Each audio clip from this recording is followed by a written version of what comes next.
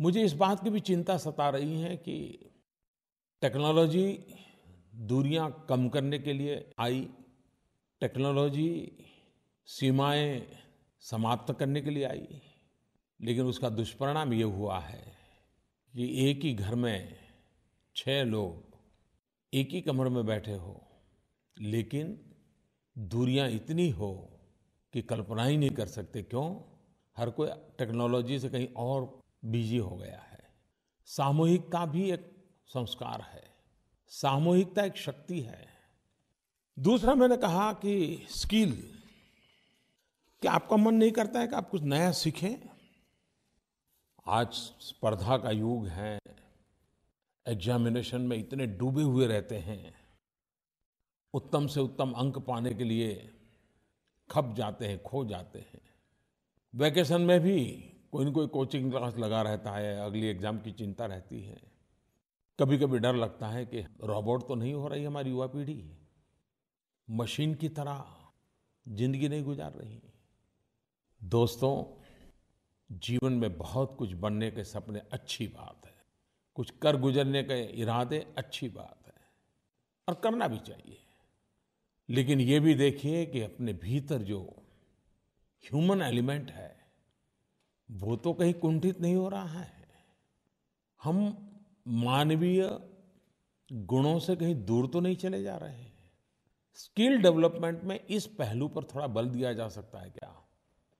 Technology से दूर खुद के साथ समय गुजारने का प्रयास।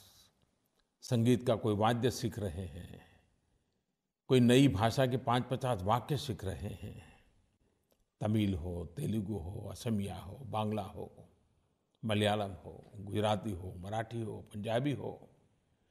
कितनी विविधताओं से भरा हुआ देश है और नजर करें तो हमारे अगल-बगल में कोई न कोई सिखाने वाला मिल सकता है। स्विमिंग नहीं आता तो स्विमिंग सीखें, ड्राइंग करें, भले उत्तम ड्राइंग नहीं आएगा, लेकिन कुछ तो कागज पे हाथ लेकर लगाने की कोशिश करें। आपका भीतर की जो संवेदना है वो प्रकट होने लग जाएगी। कभी-कभी छोटे-छोटे काम जिसको हम कहते हैं, हमें क्यों न मन करेगा हम सीखें। आपको कार ड्राइविंग सीखने का मन करता है क्या? कभी ऑटो रिक्शा सीखने का मन करता है क्या? आप साइकिल तो चला लेते हैं, लेकिन 3 व्हीलर वाली साइकिल जो लोगों को लेकर के जाते हैं, कभी चलाने की कोशिश किया?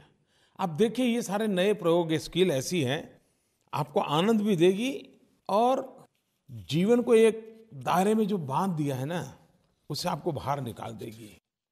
आउट ऑफ बॉक्स कुछ करिए दोस्तों। जिंदगी बनाने का यही तो अवसर होता है।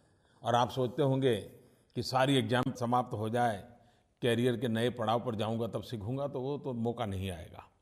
फिर आप दूसरी झंझट में पड़ जाएंगे। और इसलिए मैं आपसे कहूंगा, अगर आपको जादू सीखने की शौक हो तो ताश के पत्तों की जादू सीखिए। अपने यार दोस्तों को जादू दिखाते रहिए। कुछ न कुछ ऐसी चीजें जो आप नहीं जानते हैं, उसको जानने का प्रयास कीजिए। उससे आपको जरूर लाभ होगा।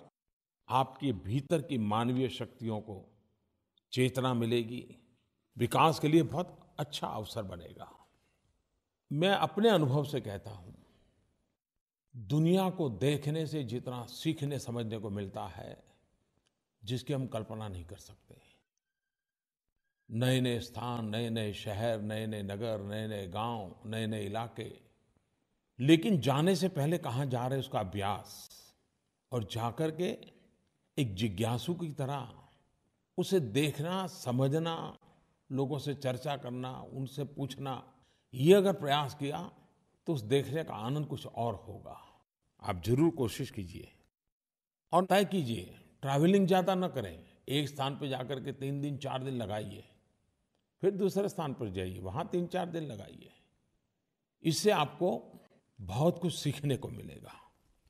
मैं चाहूँगा, और ये भी सही है कि आप जब जा रहे हैं तो मुझे तस्वीर भी शेयर कीजिए, क्या नया देखा, कहाँ गए थे।